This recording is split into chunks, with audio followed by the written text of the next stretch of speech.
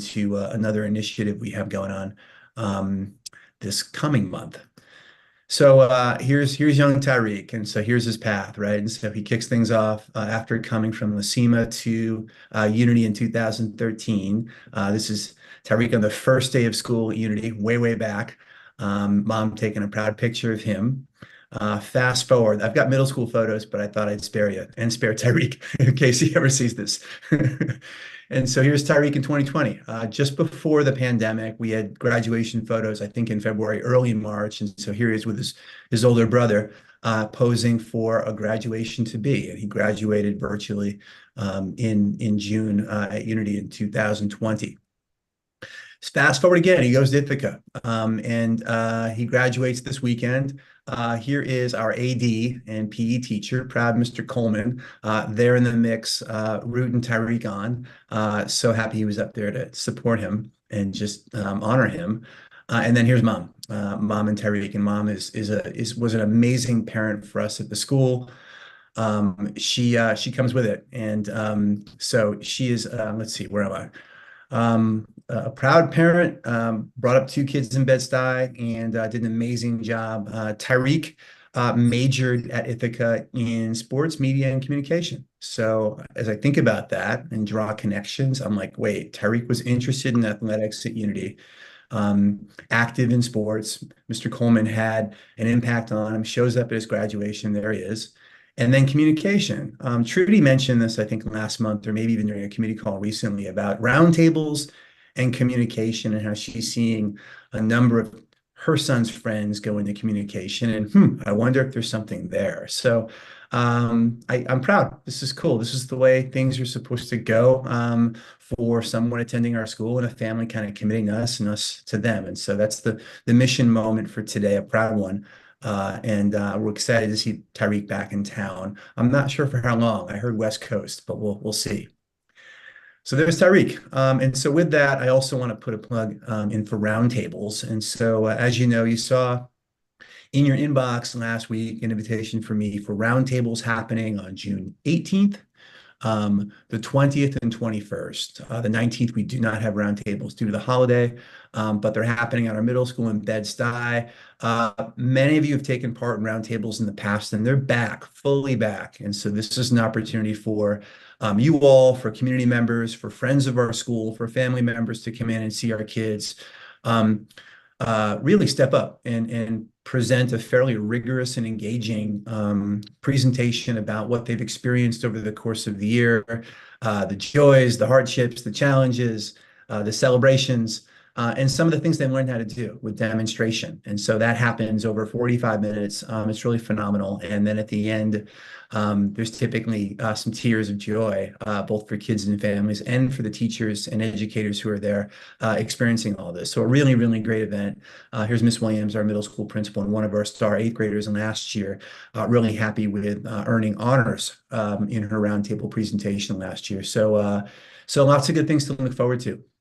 And so in thinking about next month in mid-June, the goal, like from a broader perspective, in addition to this being just a great event that we want for kids to carry with them and maybe major in communication someday as a result, is to get people there and have as many guests as possible, celebrating and getting to know the school and falling in love with it. And so I'm aiming for 50 plus guests come next month. I need your help with that. So I think the ask is that y'all come down to Bed-Stuy and take part in an hour or two of presentations. Feel really good about the work that you do on behalf of the school, and bring someone with you. Go +1, +2, +3. This is meant to be a community event, and I think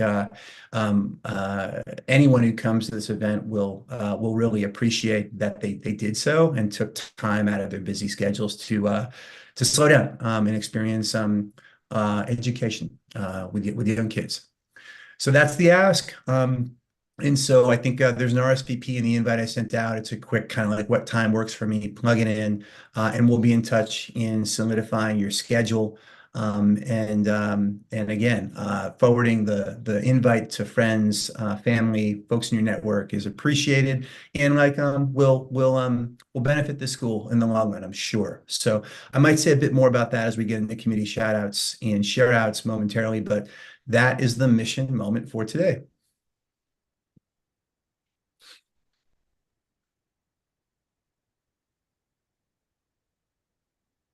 And so with that, we are on day 159 of 182 as a school. Here we are, Tuesday evening. And so I've got quite a bit to share with regard to headlines. The goal here being that you will have a sense of all the things going on in school to get a general universal picture of what we're working through, experiencing both the great things, some of the challenges of kind of balancing things, but a general sense of school in May. So, and I'll go through this as quickly as I can, but I also want to focus in on a few key areas of school. And so enrollment's been steady, which is really good, and as high as it's ever been in recent years at this point in the year. So feel really good about that. Good job, team, with that. Staffing wise, we're still short in both schools, but we're managing things internally, and that's good for kids. And folks are now kind of, I think, beginning to kind of feel the downhill at the end of the year, and so I think we're in good form. Last month, I think there was some push, and so a break can do wonders to one's energy, and then looking down the pipeline at June can do wonders. So I think there's some good energy right now as we finish up the year as strongly as possible. On the exam front, there's been a whole lot, team. We've had exams consistently for the past several weeks, from math state exams to nicest labs for our students who are learning English for the first time, to our eighth grade science TIS in training. They had their first component of their exam last week, and at the high school we had AP exams, PSATs, SATs, and folks are now gearing up for Regents Prep in June. So a lot going on assessment-wise this season, which is to be expected. On the college and career readiness front, we're preparing kids to head up to college next year and supporting kids who are in college. Just one note that, as you may have seen in the news, there have been some pretty significant FAFSA issues and financial aid challenges with kids having the information they need to make good decisions about school next year. We've got a well stocked team of experienced folks supporting kids in this area. And so I feel good about the support that our kids are receiving. It's relatively, I think, stronger than the average school, and more so. And so our kids have been in good form. There have been a couple of snafus that our team has been on and supporting kids and making sure that they're not putting themselves in a bind by signing on to a college that financially may not be in their best interest. So those are some of the conversations for a select few going on, but in general, things are moving along. Just from a family engagement standpoint, we had high attendance in the spring last month with our high school, with 82% of our families taking part in student-led conferences. That's a really high number. So I'm pleased with that, and congrats to team there. And I think, as was discussed in one of our committee meetings last week, we are administering end-of-year family perception surveys to get a sense of how we've been doing over the spring versus the fall, and what families had to say about their experiences with our school back then. So looking forward to seeing those numbers next month. Let me pause there and see if there are any questions on the first 7 headlines I've shared out. There are more.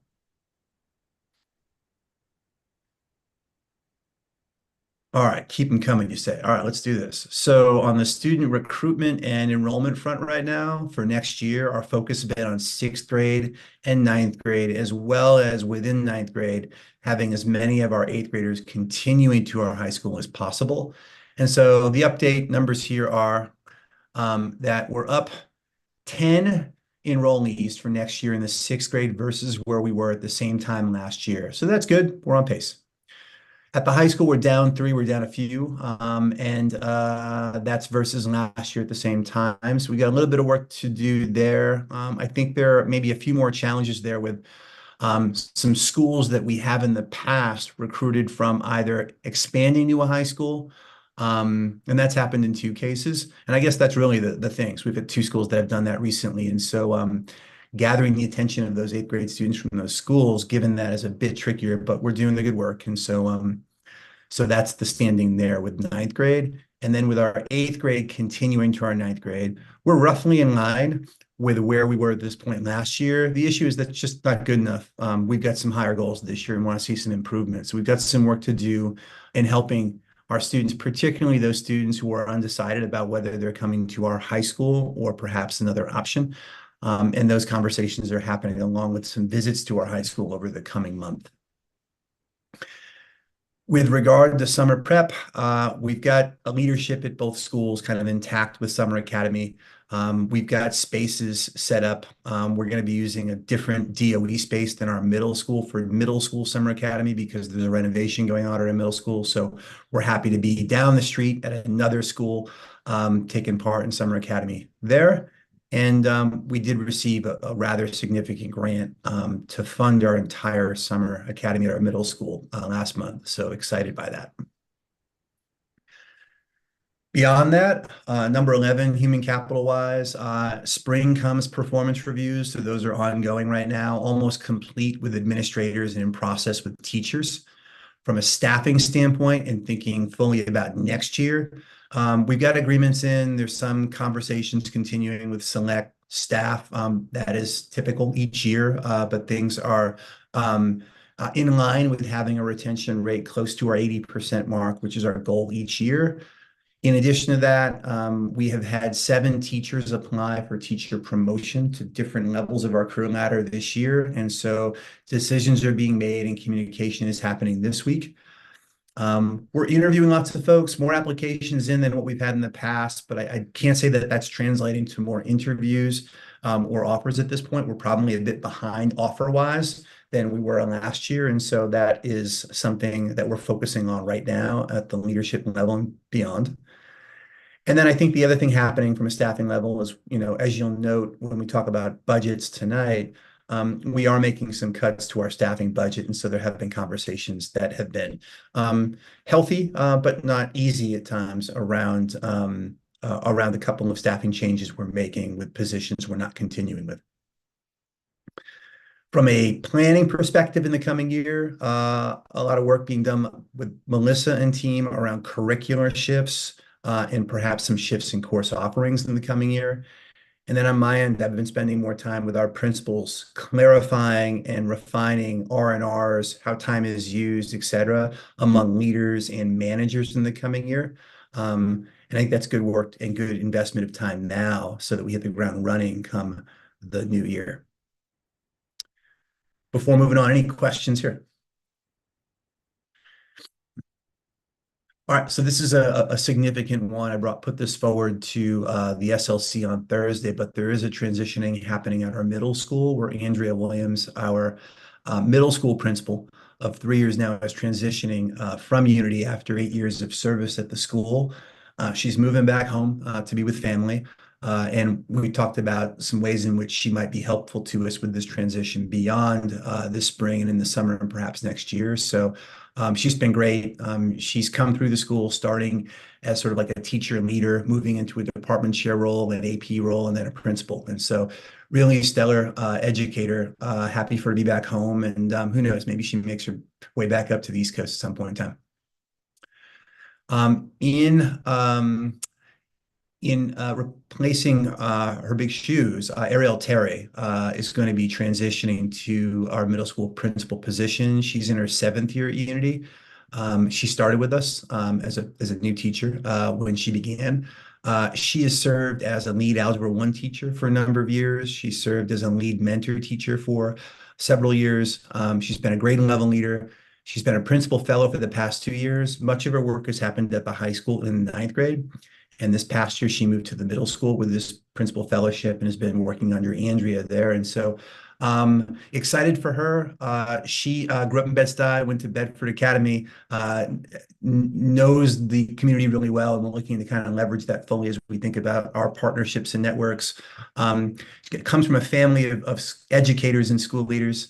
And I got to coach her in her first few years as an educator at the school and found her to be one of the most skillful learners I've had the opportunity to work with. So I'm really excited to have her at the helm. And so she comes in. And so I think stepping back, a couple of years ago, we thought about pipelines and formalizing some of this in the event that we have transitions, which are inevitable. And so I'm pleased to sort of see that some of that early planning has put us in a position to welcome someone into a new role, leadership role at the school that they've prepared for over time. So big change, but we made the announcement last week to our team.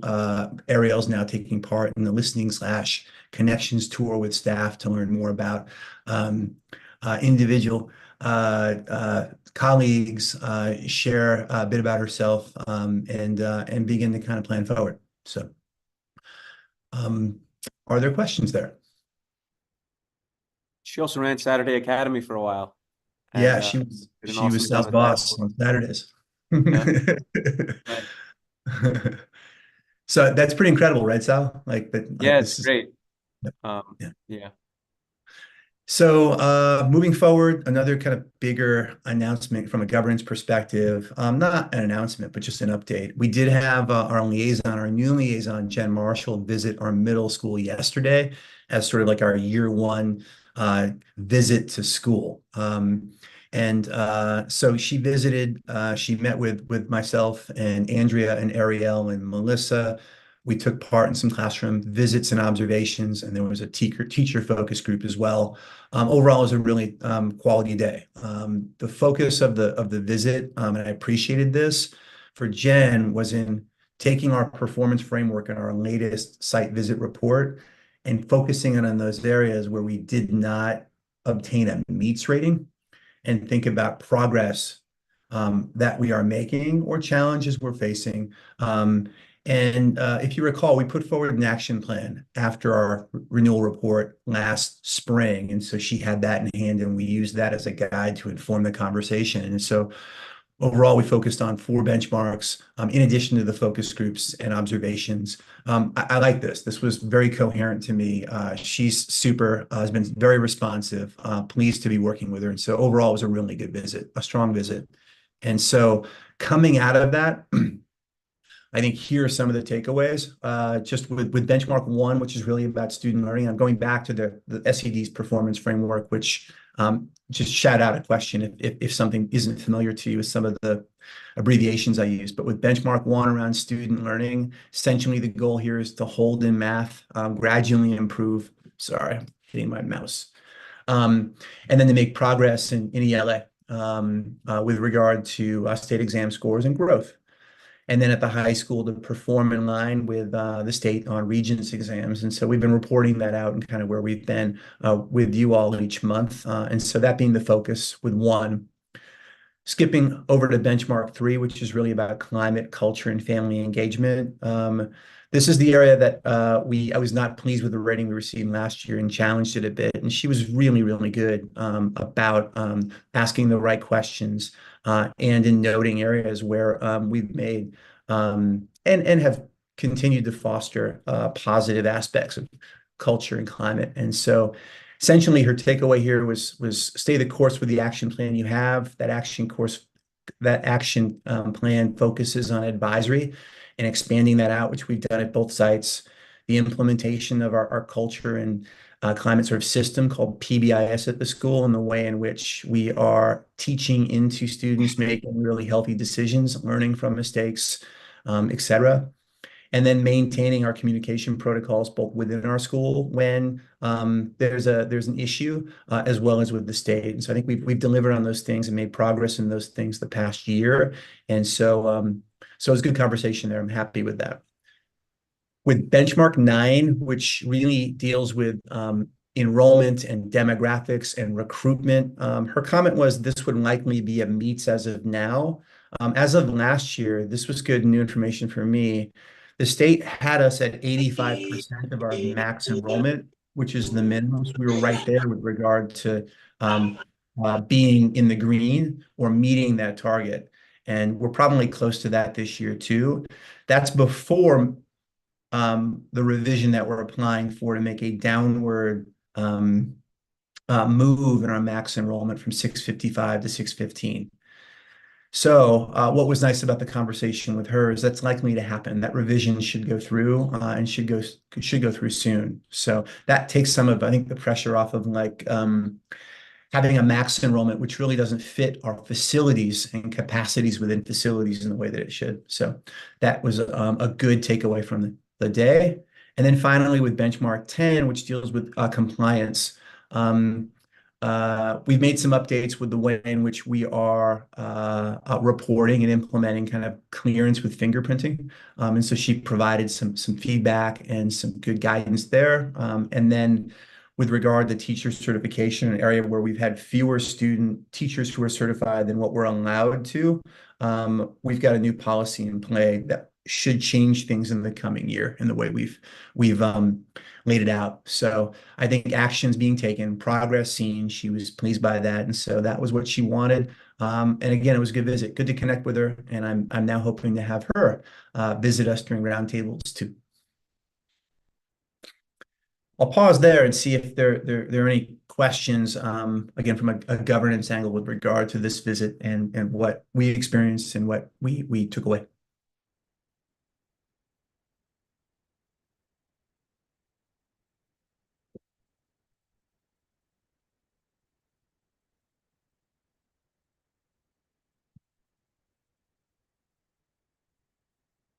Cool. So I'll move us forward, and my hope is that Jen comes in during one of the days of roundtables in which there's a board member or two there and can make introductions. So let's see, 16, just development wise, here we are with fundraising. So I told you about the Summer Boost Grant. I also mentioned last month that we are awaiting the outcome of a few grants that we applied to with the New Schools Venture Fund, the Brooklyn Borough President's Office, and a local council member's office. We are still in process of sending out 3 letters of inquiry to 3 different private foundations. We delayed that a little bit because we want to get some feedback from someone who we've been working with who knows this landscape more than we. So that's still in process right now, but I hope to have something out this month. And let's see, with that, facilities wise, we've got 2 potentially major renovations going on at both sites for the next 2 or 3 years. Definitely happening at the middle school, and we are making a full go of it at the high school. So that's just in line. And so I imagine having more report out over time with those, but that is the lay of the land beyond finance, which Kristen will say a bit more about a bit later, but we're in good form there as of the month of April, and the budget is underway for 24-25. We'll talk about that tonight. Long-winded, but a lot to report. I hope that was helpful in getting a sense of what we're wrestling with as a school and some of the good things happening and then some of the things that are ongoing.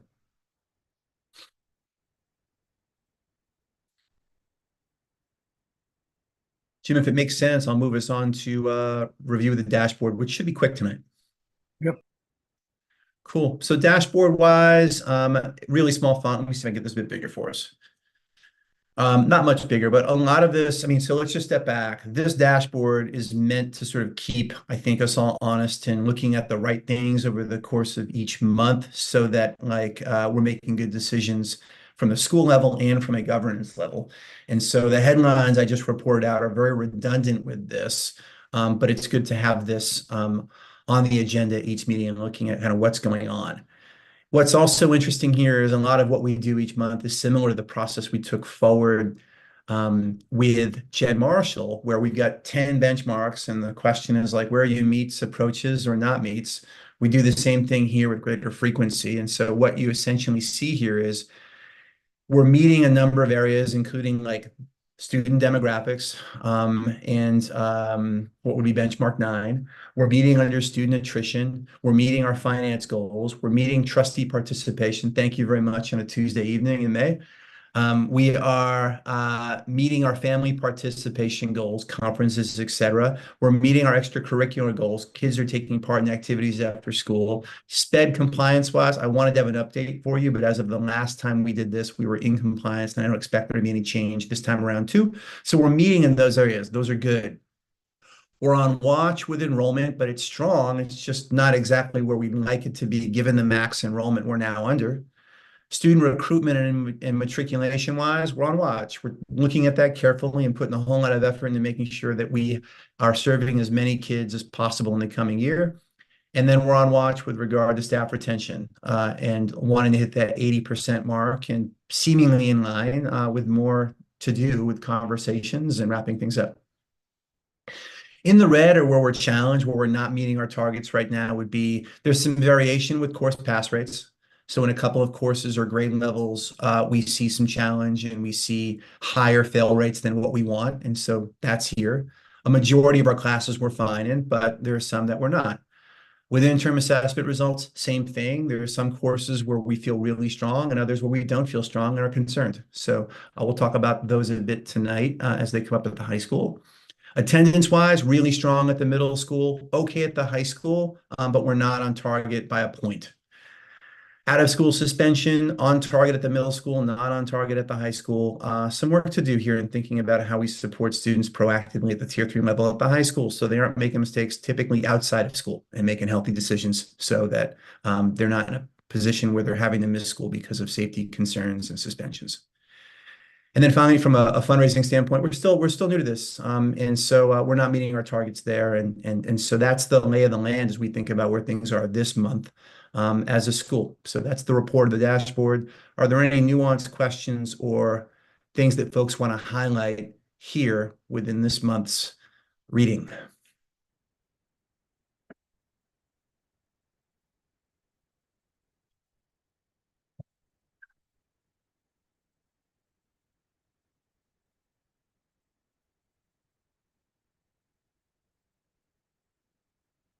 All right, cool. I'm going to push us through. I want some feedback from members here tonight on something I'm sharing out here for the first time moving into next year.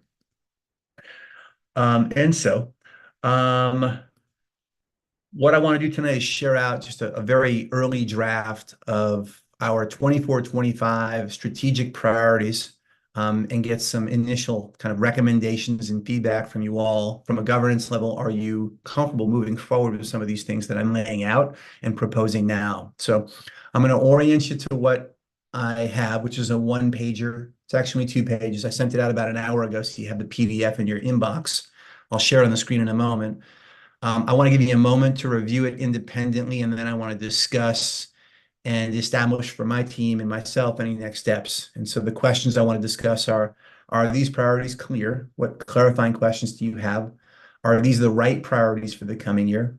And then what recommendations would you put forward in making the priorities stronger if you have them? So with those questions in mind, I'm going to open up right now. If I can move this down below the Zoom screen, there we are. So here they are. It's a single page, and what you have is a list of priorities that I believe aligns with where we are as a school right now, what our dashboards have said over the past several months, what our renewal report said last year, what the visit yesterday has said, and I think these are the things that matter most to our success in the coming year. And so those revolve around accelerated academic growth. So this is not anything new than what we've done in prior years. It's just perhaps how we do it better each year. So a focus on accelerated growth and doing that through the use of data and the training of teachers and those teaching teachers and training teachers. Second, improving the implementation of our PBIS systems. Each month, I give you a couple of headlines and how things are going with culture and climate. We've got dashboards for that as well. And so how do we continue to make improvements in that area of school, which will have impacts on what kids learn in school? And then the third, as we think about our school as a 6-12 school and want for every one of our middle school kids to attend our high school, in what ways are we cultivating that through connection and coherence, and that being an area of focus, the bolstering of that. So those are the three strategic priorities, again, that I think reflect where we are as a school and some of the observations we've had, as well as the feedback we've received over the past 12 months, and in some cases, going back a bit further. What's also here is the how. So I've just described the what we're focusing on. There's also the how and some of the actions that aren't meant to be exhaustive that we'll be taking part in the coming year to see these through successfully. And so those are in 3 parts. And then there are metrics, the ways in which we're measuring that. And I'll admit these are not like super detailed at this point in time, but they do name some of the ways in which we'll get a sense of whether we are moving in the right direction and whether our initiatives are working.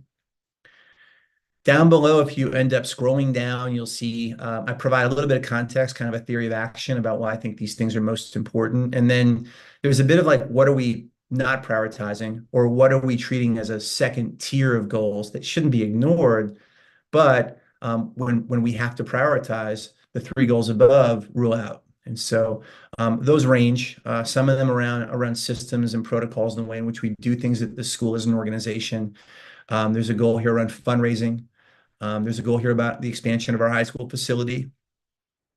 A goal around increasing the presence of kind of our partners in the local community, and then the way in which we vertically align CCR, college and career readiness at the school, and teacher certification being a focus.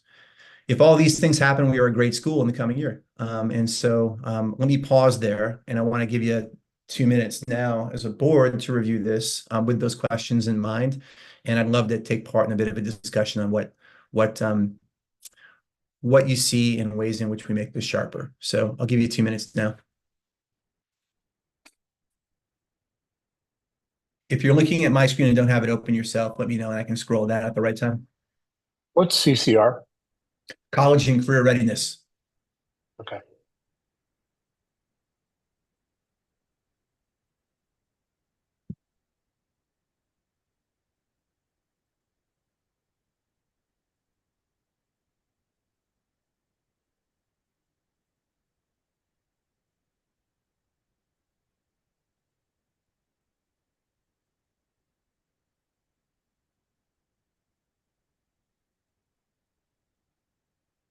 How much of this is not being done today?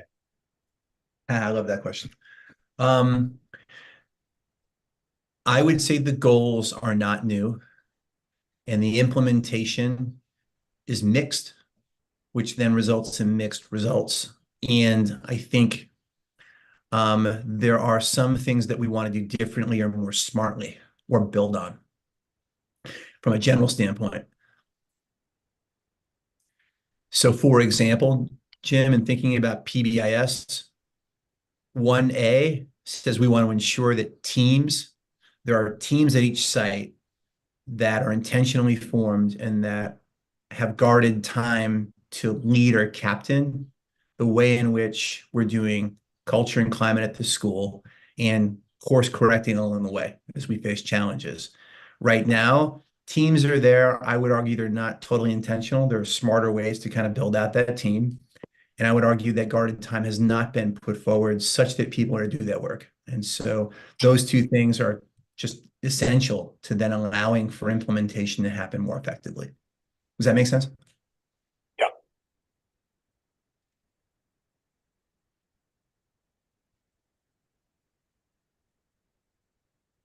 Let's just take 30 more seconds and then we'll open it up for discussion.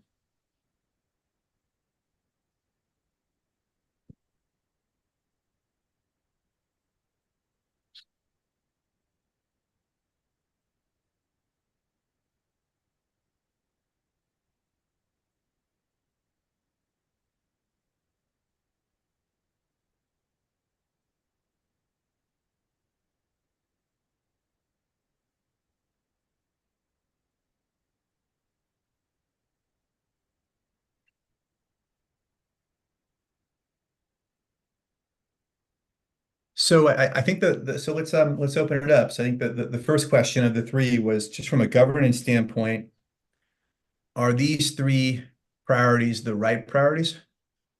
And it might be just simple yes, or as I said, there's some priorities down below that don't make this short list, but are still relatively important to school. Would you challenge the way in which I've laid this out now, just in thinking about the what?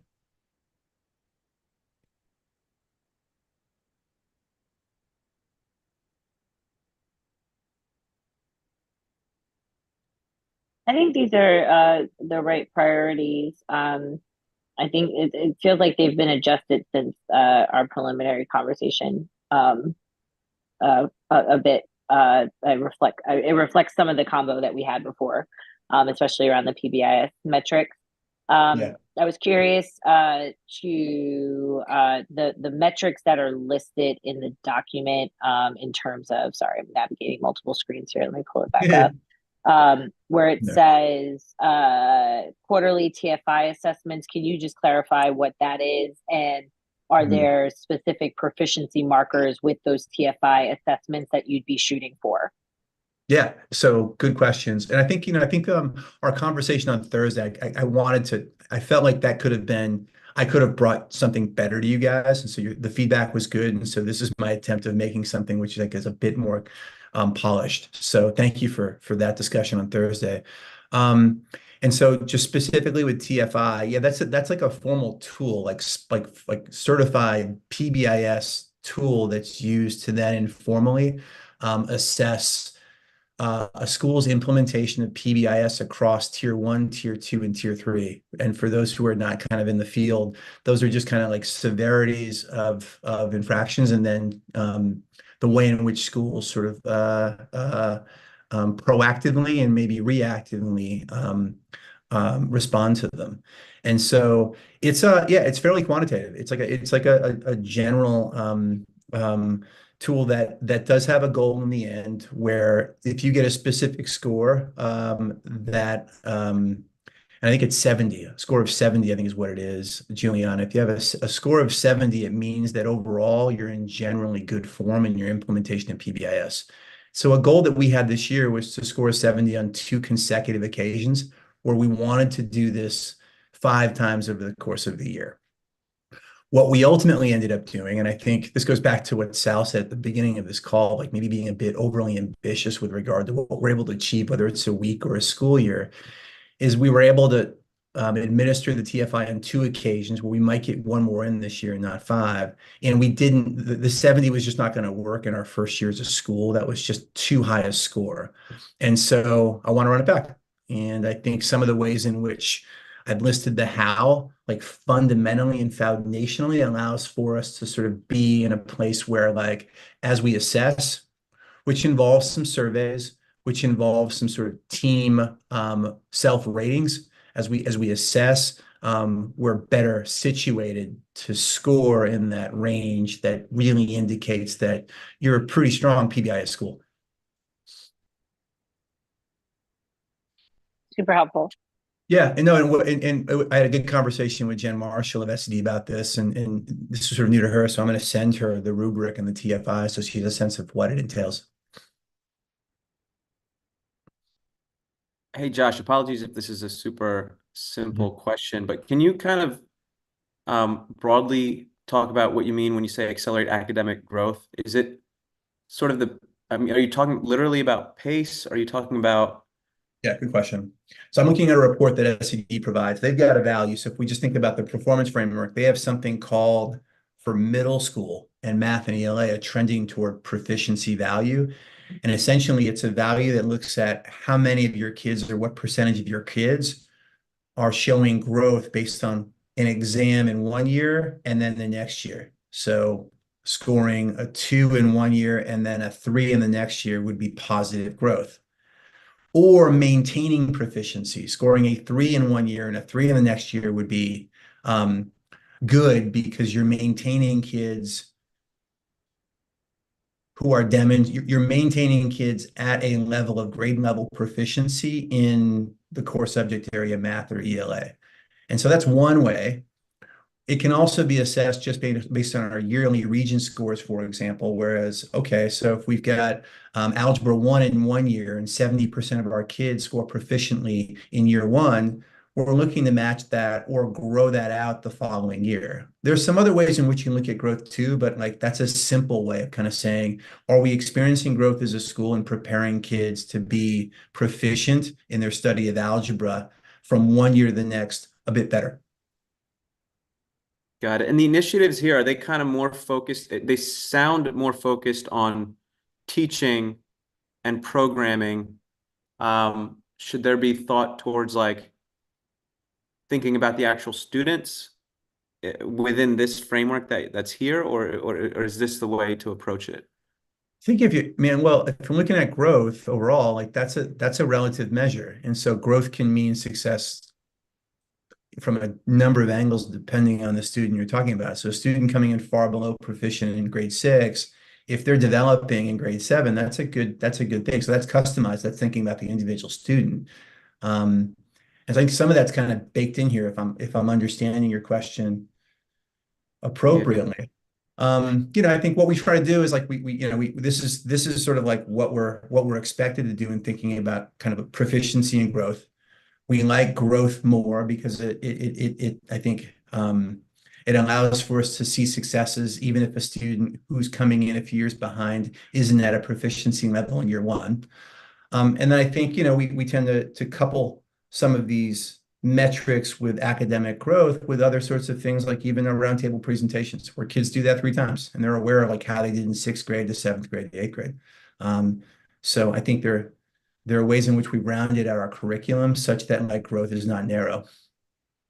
The only other And question, are any of these sort of, do they have any major implications cost-wise, budget-wise, or is it question. all just kind of within the same budget? This is a question I think we talked about a bit last committee meeting where I think the area where I'm feeling like we're under-resourced in comparison to what we need to do in honoring kids and our full capacity to serve them well is around interventions in reading, where I think we're still in the planning kind of phase here, but I think things would be easier for us if um, we knew we had the capabilities to bring on one more reading intervention to improve the ratios of interventions to students. We're just not able to kind of serve as many students as would benefit from that kind of service. Um, and so that's probably the main thing around kind of like just sort of more customization for kids who are further behind. And so that comes from interventionists and tutoring and like intensive tutoring. And so if we had no shortage of resources, we would probably do more around intensified high dosage tutoring, which has some research to back it up, but can be fairly costly.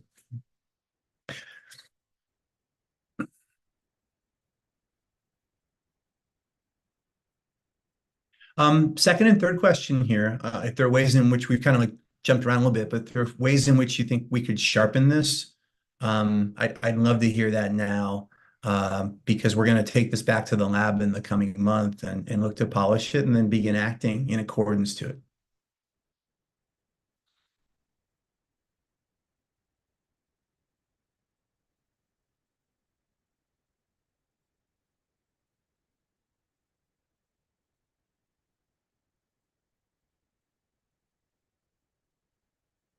And I guess within that, that's an open invitation. I know we're kind of looking at this now. I like to process information and kind of think about it. So if there are things that come up for you that you want to share beyond tonight's meeting, and now feel free to let me know.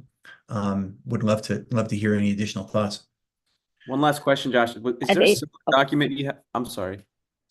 Mhm. Is there a similar document you prepared last year around this It's it's time? it's sort of similar. There's a what and there's a how and there are metrics. It's just presented a bit differently and it doesn't make it to just over a page.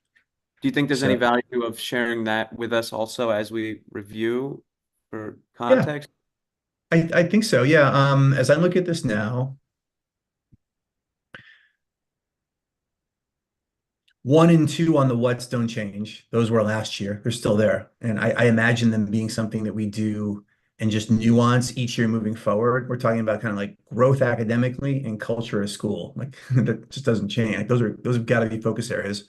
And then I think what maybe is a bit unique for us is in really thinking about not being 2 separate schools in Bed-Stuy and Williamsburg, which I think for some of our stakeholders, it can seem that way, but building in more harmony strategically and intentionally through curriculum and other sorts of things. So I think that strengthens our school and it strengthens the experience that, for example, Tyreek has with regard to what he sees in 6th grade, 8th grade, 10th grade, 12th grade, beyond. The I think, how is going to be nuanced here. So the how is going to change somewhat where we have successes and we're there. Maybe they don't make this list like they did last year, but where we didn't kind of like produce on some of the hows, I want to double down on that. Metrics are the same. in terms of a lot of that's just like what we're given as a school with regard to the performance framework. And there's some ways in which we're gauging kind of success within these what's and hows that are here, but we're using a lot of the same stuff that you saw in our priority goals last year. Sorry, Juliana. No, sorry. It's what virtuals always sucks. It's hard to read when someone's about to speak. I was going to say just kind of general feedback in terms of like when you take this and flesh it out further. I do think it's important to distinguish your core work, kind of, evergreen work that like are going to be metrics every single year from newer established work. Thinking about like key performance indicators that are evergreen, that those key performance indicators are things that we're going to shoot for every single year. And it's Yep. just that the quarterly targets or end of year targets shift. And so I think that Yep. to Sal's point, it might be a good exercise to look at last year's priorities and identify what those evergreen kind of core work metrics are, and then kind of report back to us of like, how did those targets or will those targets change or do they need to change? I think would help provide a little bit more clarity. And then on any work that is kind of more of like kind of the new initiative work, I do think that there's some additional work that can be done around fleshing out further what is unique to the 24-25 school year to get it launched or to improve it significantly, versus then when it gets to evergreen work, that bucket of work. So I just think there should just be clear distinctions, because I think, again, if you kind of look at this, some of these targets and metrics are going to just be core work stuff. So it's hard to distinguish of like, where are we putting our energy this year in work that's going to feel new for the team. Good stuff. Thank you for that. Yep. On it. And I think this is the kind of, some of this detail is something that should be assessed again as we do sort of a review of how this year has gone. For example, in academic growth, I think we each year try to look at, okay, we were following IAs and STAR. Were those predictive? Where were the ways where they weren't predictive, so that we can learn the next year? Are there, do we need to change things so some of this, I think we just want to keep an eye on for if we need to shift course after we see and have the ability to see what worked and didn't from this year, so that we're constantly improving. Yeah, and are well positioned over the course of the year to have the right tools that reliably give us the sort of information we need to guide decisions moving beyond. And so, for example, I think there have been some courses or core subjects this year where we've kind of maybe identified them as an area of growth in the fall, and I think have been stymied here and there. And I think this is true of any kind of endeavor, but there have been some areas where we haven't shown the sort of improvement or progress that we'd like, even after identifying it. And so I think there's just the ways in which, and the systems and protocols that we have in play to see interventions and corrections through fully and with accountability. So that's sort of on my mind from a systems level and like organizational standpoint. Like staying flat on something which isn't going well isn't good enough. Right. So good stuff with regard to some of the ways in which we might think about this with annuals and perennials, and then with predictive analysis and systems for correction, timely systems for correction. Cool. Any other thoughts before we move on? This has been helpful.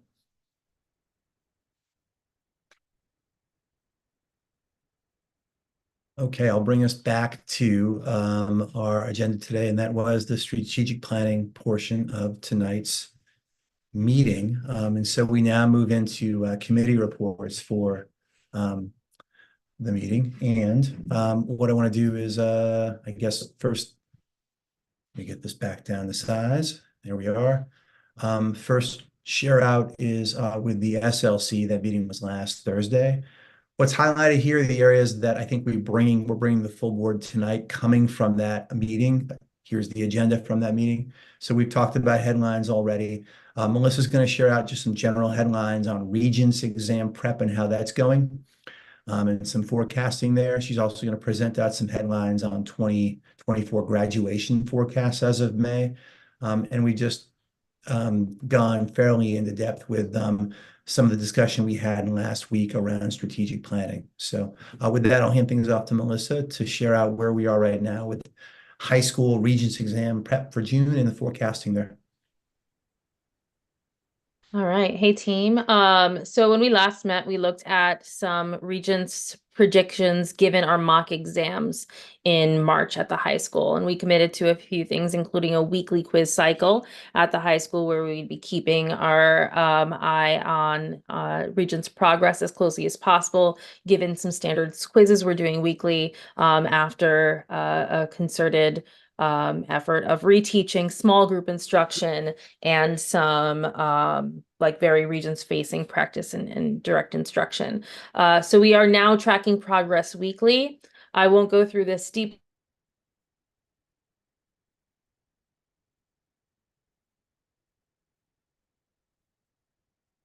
improvement in the students we've identified as, am I frozen?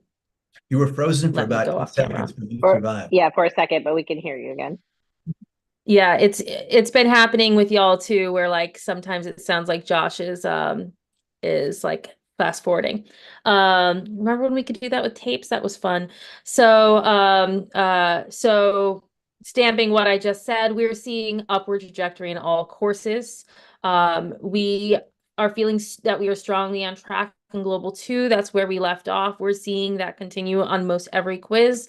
And this is with a cohort who has not taken the AP exam. So the cohort who tends to underperform, the cohort who does take the AP exam, they're still strongly on track.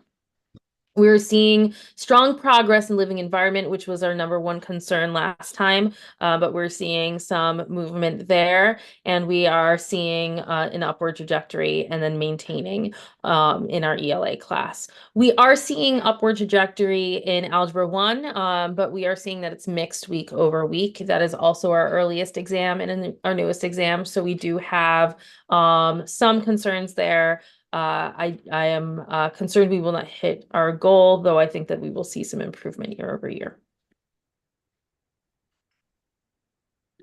Next slide. All right, and just okay, sorry about that. Here we are. Is it there? Oh, there it is. Okay. What we're continuing to do, our action plan going forward, much of this is maintaining the machinery that we've put in place here, is continuing with our data-driven plans. I'm directly supporting our APs at the high school, both with this data and walkthroughs, observations, and meeting planning with their teachers. We have these regular assessments in place. They've become sort of a daily update for me. And then small group instruction started last week. We have some mandatory tutoring for students who need it most. And we're using those data cycles to identify who needs more. And then we're in the season of cumulative review and preparation, where we've wound down new information in many courses, and we're doing deep preparation. Juliana and Jeanette, anything you would add from our meeting or double click? Not for me. Nope. Any other questions from team on this one?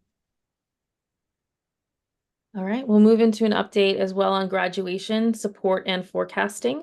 So high level here. We also got pretty weedy here, but my current projection for graduation is between 85 and 92%, hoping for about 90. We have a graduation pathway for every single one of our seniors who has entered the building this year. The numbers that you see, the delta between 100% and that number, are students who exist on our roster who are not currently seniors or who have not attended at all this year. We expect that 97% of our 12th graders who attended this year will graduate. There are there are 4 students we are concerned about, 2 students we are most concerned about, who have the very rigorous individualized plans, in order to Sure. get them these Regents examinations. Josh, you can go to the next slide because it does talk about that in a little bit more depth. There are 7 students at all who, if we close the grade books today, would not graduate today. They will be engaging in senior credit recovery or concerted Regents prep, for one of them who has all of his credits, with these individual targeted plans to both complete their coursework or for, in a few cases, acquire Regents. We are also preparing 1 student for CDAS exam, but we've moved to the portfolio model, which was sort of our plan C or D for her. And she will seek a superintendent's determination if she's successful in that portfolio work. Our credit deficient students are getting 25 hours of credit recovery class in a group of no more than 4 at this point, as well as attending their classes. And each of these students who has a need will be meeting daily with our senior director of academic counseling to support them towards that graduation moment. SLC, anything else you would add to this? Team, any further questions? I guess not to sort of get into play the numbers game here, but for those 2 who are not attending at all, they essentially dropped out. Why do we count them if there's no, they dropped out? Is that what I'm hearing? So when a student is still on your roster via ATS, they count towards your rate. So the state knows Okay. how many students are assigned to our school. For the 2 who are seniors who have not attended, they have individual stories, and we have been working with their families. One of them is like not in state. We can't get her off our roster. We're working to do that. The other student would like to attend, become homeschooled, but we are also working to support that student in sort of transferring out. These have been multi-year long processes with both students, and it's a very kind of red tape element. So there are action steps which happen with those students, but obviously a student who is not physically attending our building, it's more difficult to provide supports to them than these other students who are with us. Right. Okay. And then that list of, there are another 6 students, for example, who are as cohorts who could be graduated now, but some of them are even freshmen in high school. They're not graduatable this year. But they are a student who entered high school in the years 2020 or 2019.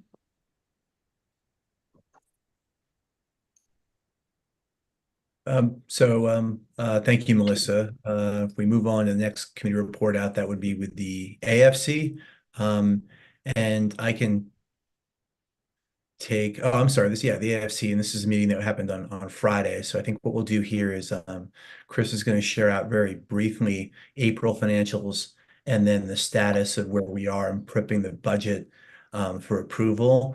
The budget will come up for approval in June. If you recall, last month we brought to the AFC and then to the board where we were in thinking about kind of revenues in 24-25. This past week, we talked about expenditures as we bring things together. And then there's an approval item for employee benefits plan. And we'll bring that'll happen during the approval portion of the meeting tonight. So I think with that, Kristen, you want to share out financials and then some headlines on expenditures.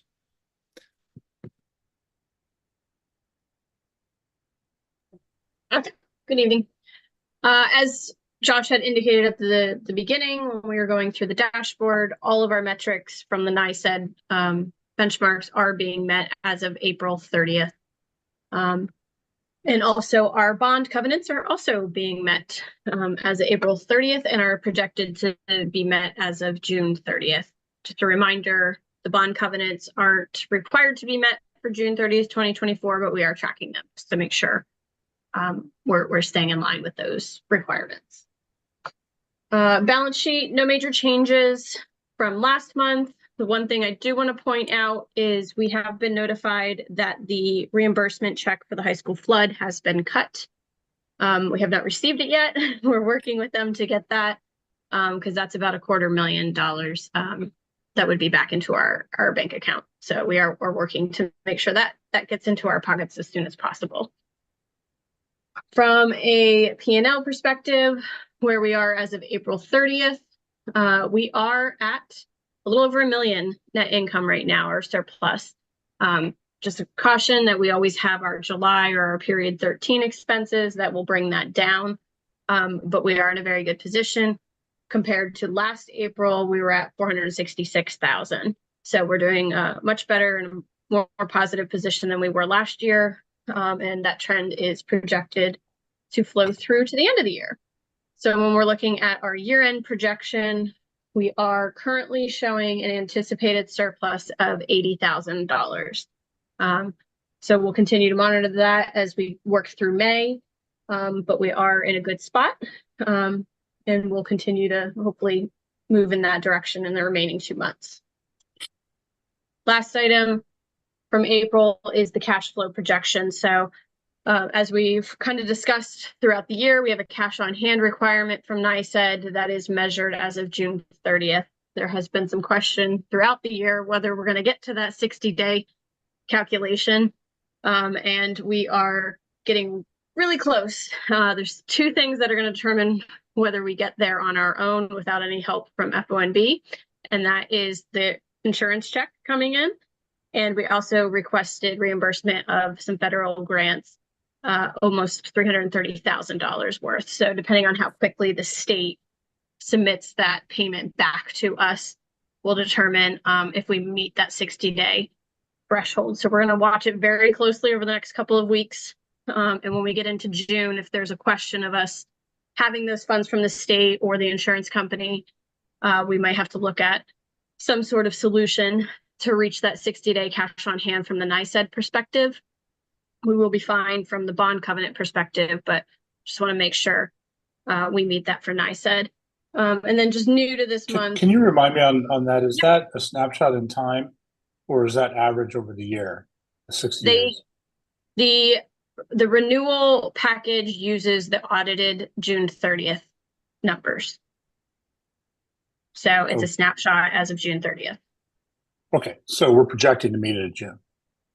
As of right now, yes, assuming we get the insurance check and that additional federal grant money that we requested reimbursement for 2 weeks ago. So that's this $589,000 right here, Jim. Okay, got it. So if we don't get that, that would push us into the below 60 day. So it's really important that we get those funds in. So we've done everything we can to request them and get them in time. So hopefully the state does process that paperwork quickly, and we know the insurance check is en route. So hopefully there's no problems there. So we'll have a better projection for June, but if something happens with those two sources, we'll have to talk about additional solutions to get there. And the good news is we've been trending upward as we've been projecting that June 30th throughout the year. So hopefully that trajectory continues, and we're not having to have a discussion of how to get there. So that's the financials for April. If there's any questions, I'd be happy to answer them.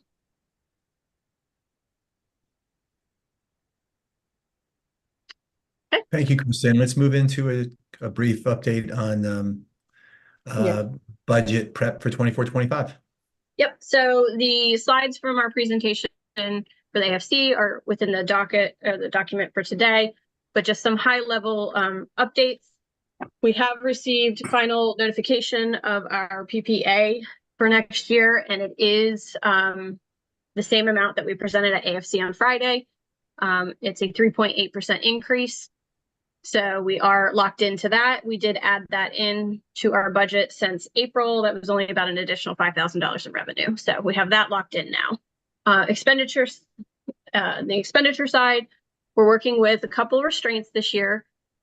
We no longer have our COVID funds. Those have slowly gone away. We're in our last year of having those funds. So we have a pretty tight expenditure side this year. And we are looking at some reductions, strategic reductions where necessary. And some of those reductions are coming in the form of FTEs on our staffing. So we are continuing to work through the expenditure side and working within the constraints of the revenues that we are projecting to get. We are in line with where we've been in previous years. We're at about $130,000 surplus right now. But Josh and I and the rest of the leadership team are working on trying to identify additional options for reductions where necessary or possible, but also making sure we're meeting the strategic needs of the school. So right now we're at 130,000 approximately. We'll have a final proposed budget or the final budget to present to the board next month with more details and specific line items in the traditional format that you're used to. Does anybody? Yep, I was just gonna say, Jim or Jeanette, is there anything you think we should highlight or? None from me now. Oh. Okay. And then Josh, did you want to do the insurance now or at the end?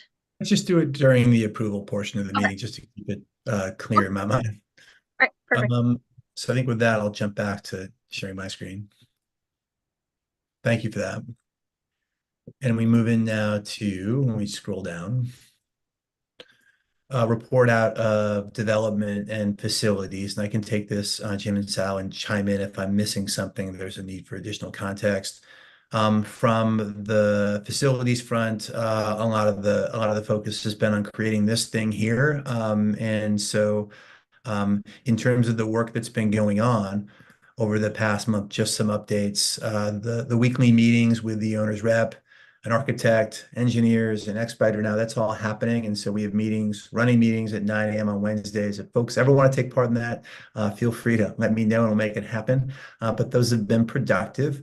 We've engaged an expediter who's been helpful in thinking about pathways and timing of things and the ordering of things over the past month. And so those conversations will continue tomorrow and in the coming weeks, but that's been really helpful to understand with this process too. We've got a preliminary budget coming from the owner's rep where there's been one pass through to value engineer things. And so that's in process and happening. And we have engaged a financial planner, and Kristen and I have a meeting with Sal and Jim taking part if they wish on Friday at midday around 12:30. So all of these are happening over the course of the week. There's been good progress, and we're still on a very ambitious timeline if we're able to successfully see this expansion through by the fall of 2025. So I think those are updates that I'd want to flag. Jim, Sal, anything else on the facilities front? Nothing from me now. Okay, so we move on from there, and on the development side of things, we've had Jim and Sal and I and Eric offline have had some discussions recently around fundraising and things, and so I think as I had mentioned last month, I've also been taking part in some mentoring informally with someone who knows this work far better than I do, and it's been really helpful to learn under his guidance. And so in terms of development, there are a couple of things that I think I want to focus on now with the help of this team here with roundtables coming around the corner. And so I see our roundtable presentations being our gala. Like that's what we do. Our gala is roundtable presentations where we highlight our kids and their learning over the course of the year. So come into our school, we'll get you a snack, but this is going to be about you rolling up your sleeves and having a good time with kids and seeing what they learned. And so, as I mentioned earlier, I'd like for a good showing with guests during that June 18th, 20th, and 21st festival of sorts. And so I think that allows for us to gain a larger group of a network to perhaps support the school informally and formally. And so that's a near-term goal. And if we're able to do that, that's a win. The other thing I've been thinking about recently is increasing the partnerships or sponsorship of like multi-year initiatives at the school. And so what that looks like is it involves someone who has an interest perhaps in roundtables. They show up, they said, these are amazing, this is great, I want to contribute. How do I make this happen so that these things live out and only get better each year? I then say, wow, well, that's amazing.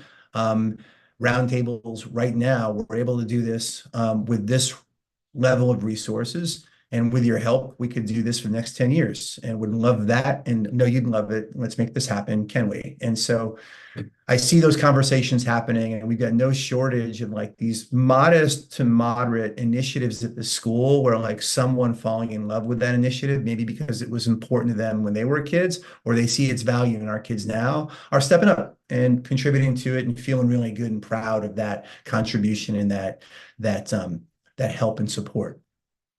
So that being something I want to do either with some of the folks who attend roundtables or through other connections as we ramp up fundraising at the school.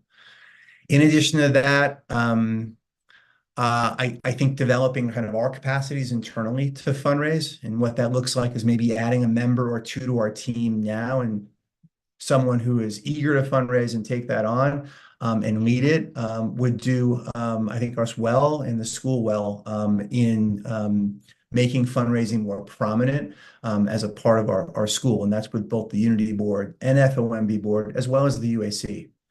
So I see that as being kind of an area of focus moving forward in the near term.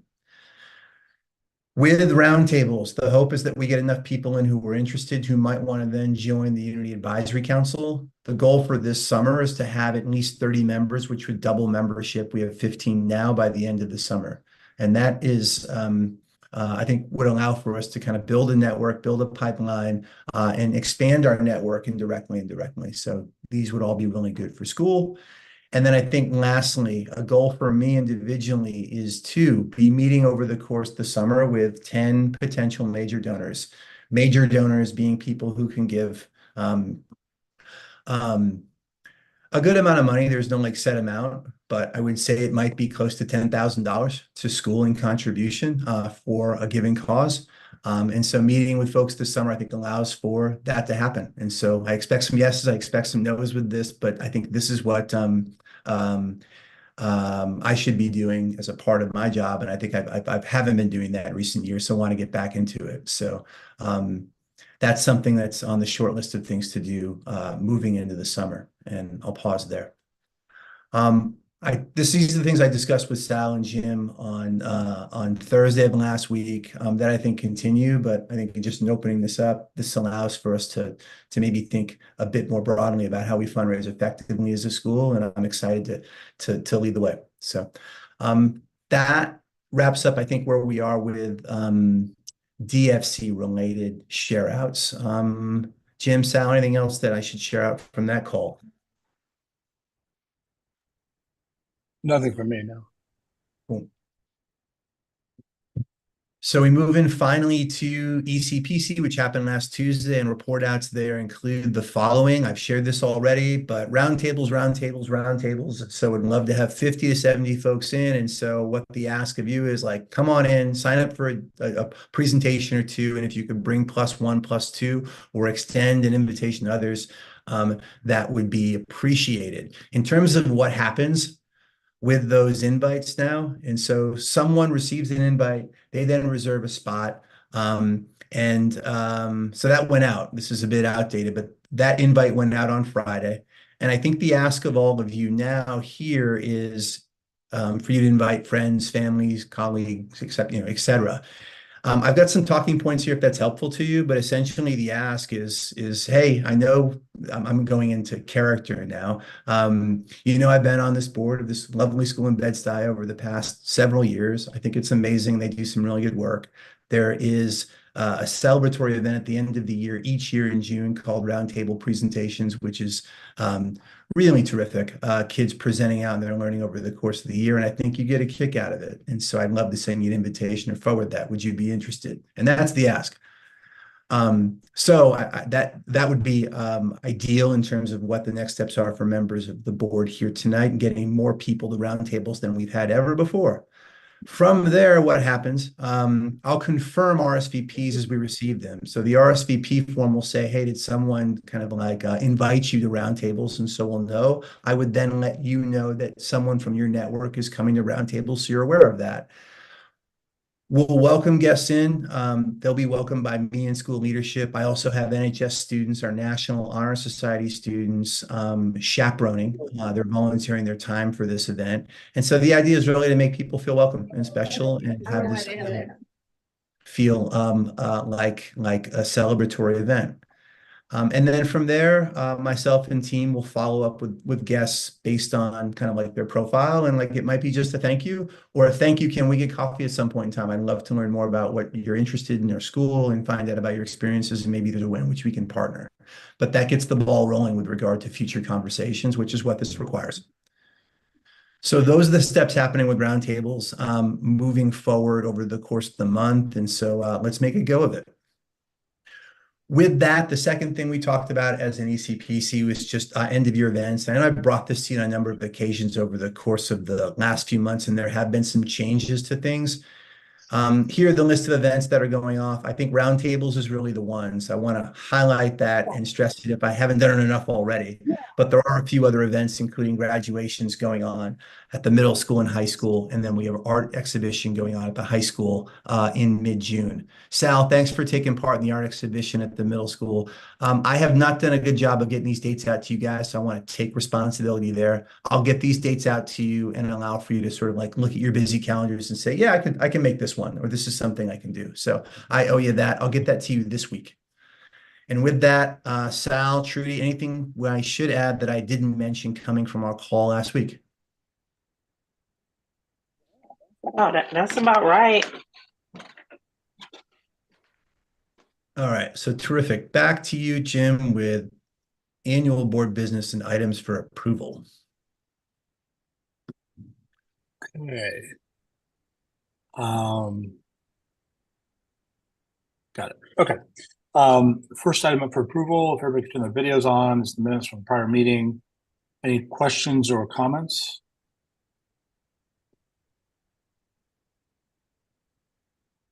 Okay, all in favor of approving the minutes? All right, thank you.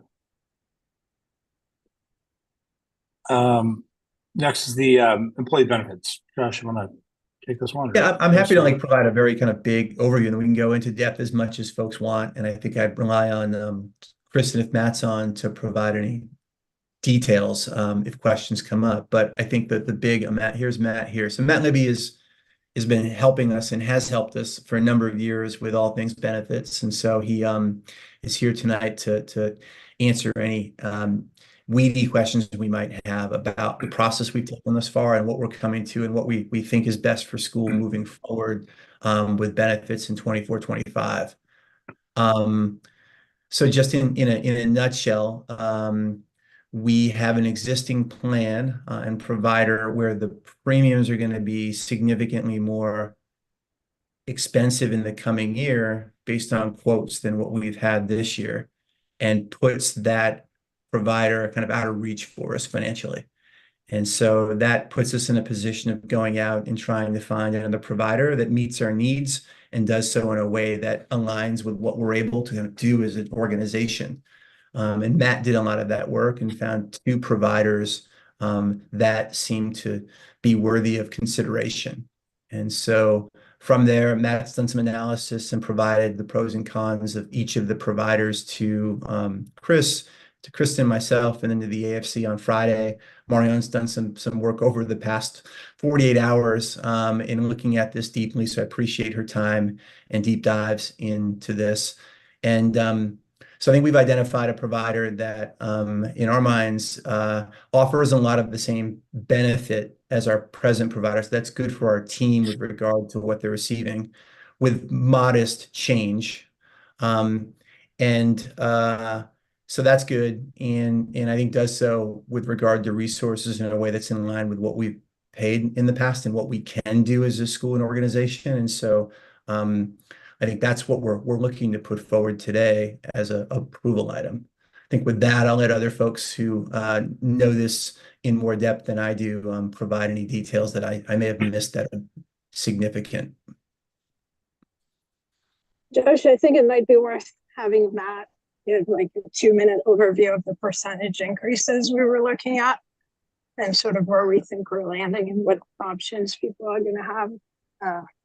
I know I asked a bunch of questions sort of over the course of the last couple of days and can weigh in with sort of what what I was focused on and where we think that's headed. But I think it'd be helpful to have Matt just give the overview before I do that. Sure thing. Matt, does that work for you? You on? Yeah, absolutely. From a high level perspective, you all are with Cigna Healthcare and your claims utilization is running very high. People are using the plan at a higher rate than anticipated, particularly large claims, people with expensive medical care and prescription drug needs. So Cigna is requesting a overall rate increase for current benefits at 25% if we did not change any copays. That's for the two plans that you offer your staff combined. Now, from a budgeting perspective, it's important to remember that the school sets its employer contribution towards healthcare based on the lower cost plan of the two, and the employees pay the full cost differential if they want to enroll into the more expensive health plan that's offered with Cigna. That's the strategy we've had in place for a number of years, even preceding Cigna. So the Cigna's renewal increase in the lower cost plan for current benefits is 28%. And then if we tweak the Cigna medical plan with some slightly higher copays at the doctor and similar adjustments, we're still seeing a Cigna increase of 23%. So that is the reason why, one of the reasons why we're recommending a change in carriers. The finalists that we're suggesting you change back to United Healthcare. The school was with United Healthcare as recently as a couple of years ago. It's one of the premier health insurance carriers in the country, very large network of providers, of doctors and hospitals. The percentage increase from United Healthcare for the plan that we're recommending is a 9.2% increase. So much more in line with a typical budget increase from year to year. And as alluded to by Josh, we did a network analysis of the providers utilized by staff and underneath the Cigna network, and then compared that over to the United Healthcare network.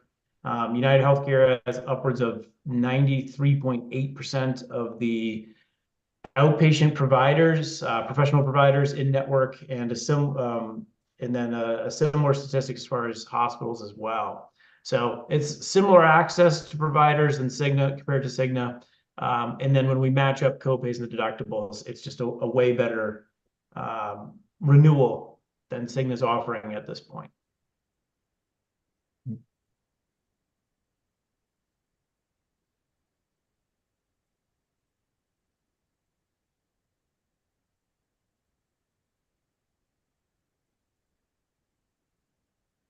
So I guess with that, we can either open it up for questions, or if folks who've been on these calls want to add any other context that you think might be especially pertinent for board members, we can do that now.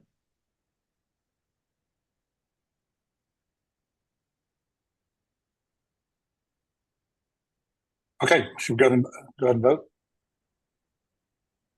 I guess, Yeah. Josh, we're voting on the look at my notes here, the United Health Liberty Proceed with Network. United. United, the Liberty one, right? Is that the one? It would be the option Okay. of liberty or freedom, but generally to move forward with having United be our provider in 24-25. Oh, but don't we have to pick the one the school's going to pay for? We'd be voting on Liberty. We'd be voting on Liberty plans. So, and then the employees could have the option to upgrade, but they would be paying the full price of the upgrade. So this would be Of the essentially freedom, yeah. Yep. Yeah, okay. Okay, any questions? None. Okay, so we are asking for the approval to move to the United Health Liberty plan. All in favor? See some hands. Okay, thank you. Great. Matt, thanks for your time Board tonight. policy. Yeah, thanks, Matt. Thank you. Take care. All right, and your work more generally. Have a good night. You as well. All right, take care now. Is there And anything so I to guess do on this next one? no, well, it's just a heads up. And so I think typically best practices each year, trustee members have an opportunity to review and do review some of the key documents that are part of, I think, our bylaws and beyond. And so this is that. And so in May, what we'll do is Chris will be sending out by the end of this month, 31st, just the following 4 documents, policy documents to the full board for review, and that'd be our conflict of interest policy, code of ethics, whistleblower policy, and FOIL policy. If there are any questions or recommendations for amendments to those, we'd have that going into the June meeting. Marion and Jeanette, does that seem right? Is it appropriate in terms of the ask here? Yeah, I think so. So that's all, just a heads up. You look out for an email from Chris. And I think with that, we move into the end of the board meeting. Jim, I'll give a quick kind of heads up of things that we'll be doing in June, which tends to be our busiest meeting of the year. And as I look at this, most of what's here is relevant. So we'll be doing some governance kind of planning work, and that just relates to in June. There may be some folks up for renewal within their kind of membership as board members. I haven't dug into that yet, but I'll let you know if you're one of those folks coming up. And then we'll also revisit executive committee, other committees, and think about whether there's an interest and benefit to shifting membership around within those committees. Beyond that, as Kristen mentioned, we'll bring the 24-25 budget to the full board in June. I'll bring back the strategic priorities document, not to the same level, but just we'll highlight some of the changes given the feedback that was posed out today by members on the call. There'll be some updates with expansion, I assume, obviously. And then I'll have some updates with staff and student recruitment hiring in particular, in addition to some updates with regard to development and roundtables. So that's a sneak peek at our June meeting. Great. Anything to talk about in executive session? Yeah, there was one thing I wanted to pose out with regard to just some ideas around governance related stuff. So I think Kristen and Chris and Melissa, you are welcome to go and watch the Celtics beat up on the Pacers.